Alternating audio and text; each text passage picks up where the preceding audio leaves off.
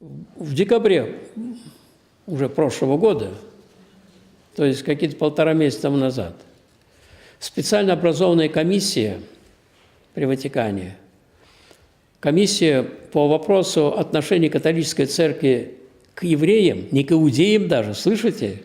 Это вообще, причем национальность, к евреям, решение вынесла, которое одобрено, естественно, папой, без папы не имеют никакого значения, никакие решения, что, оказывается, христианам не рекомендуется заниматься миссионерской деятельностью среди евреев.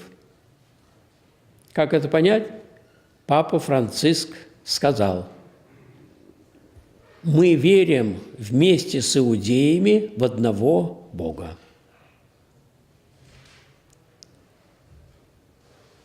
То есть, вы задумаетесь, Христа-то нет, в одного Бога, значит, того, который без Христа. Почему? Ну, по очень простой причине. Для иудеев, Иисус Христос, Евангелие – это лже-мессия. Это же понятно. Они же об этом открыто говорят. Лже-мессия для христиан. Тот мессия, который ожидает иудаизм, это антихрист. И вдруг Папа Римский,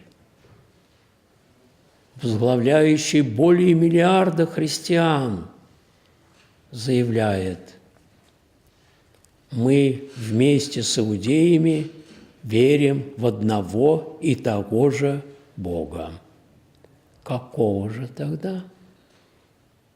Или Иисус Христос не Бог?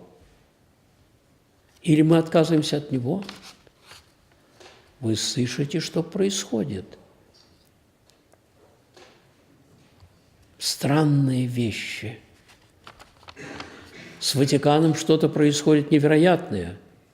Его предшественники заявили, я не помню, кто там, по-моему, Иоанн Павел II первый, что ли, посетил римскую синагогу впервые в истории, или Иоанн 23, неважно, по крайней мере, Иоанн Павел II там был, заявил о том, в синагоге в римской: вы, обращаясь к иудеям, наши старшие братья. Кажется, что иудаизм, то есть, если брать Ветхий Завет, естественно, он был до Христа. Но о чем тут-то речь идет? Надо же понять, что одно дело ветхозаветная религия, которая вся жила чем? Ожиданием Мессии, Спасителя, Христа. И все пророки предсказали, кто и когда он и будет, где.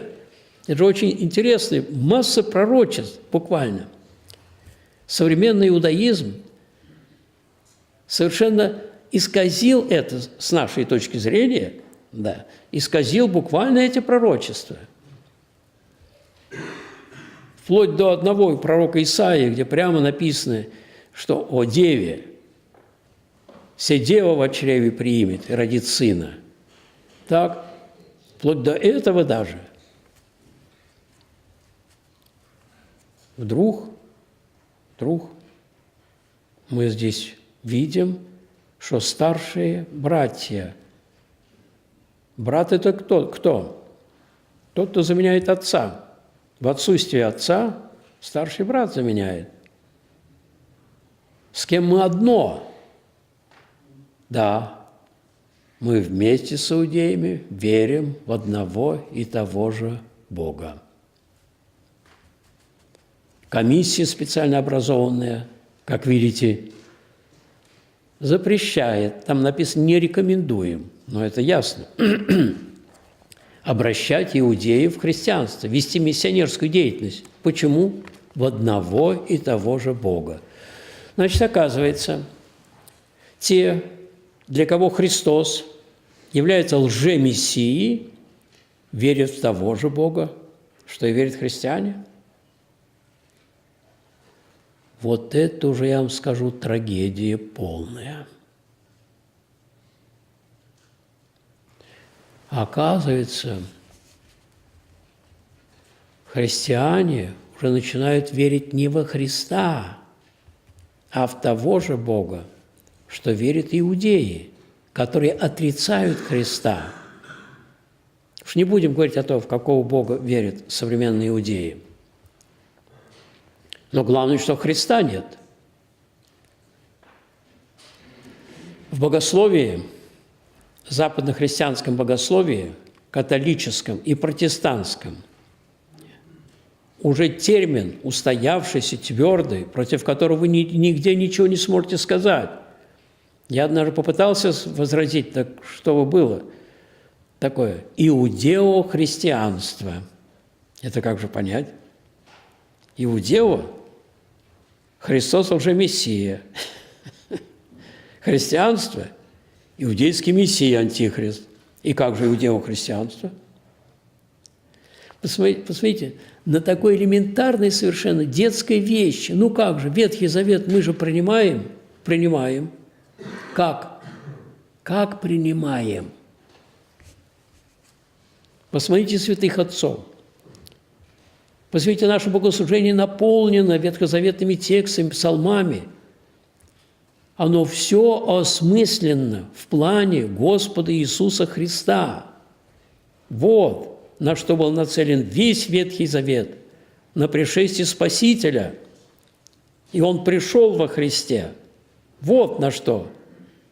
А там нет. Там все эти пророчества, все эти тексты осмысливаются в плане пришествия Мессии, то есть всемирного царя, который даст полную власть иудеям, евреям. Вот, оказывается, с чем мы сталкиваемся. Но иудео-христианство вы не сможете просто возразить. Вот еще один момент. Иудейская вера, она же вся материалистическая вера. Материализм же.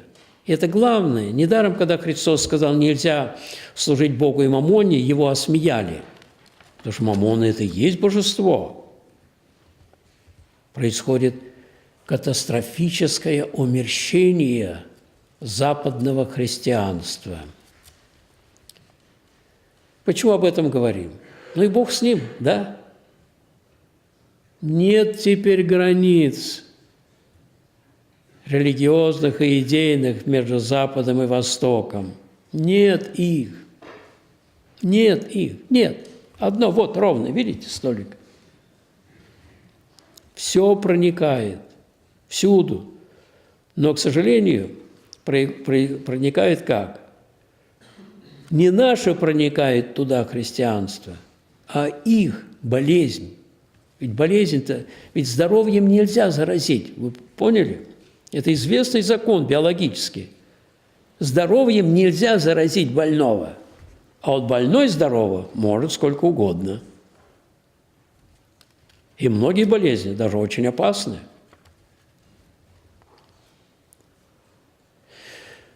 Вот перед чем мы стоим.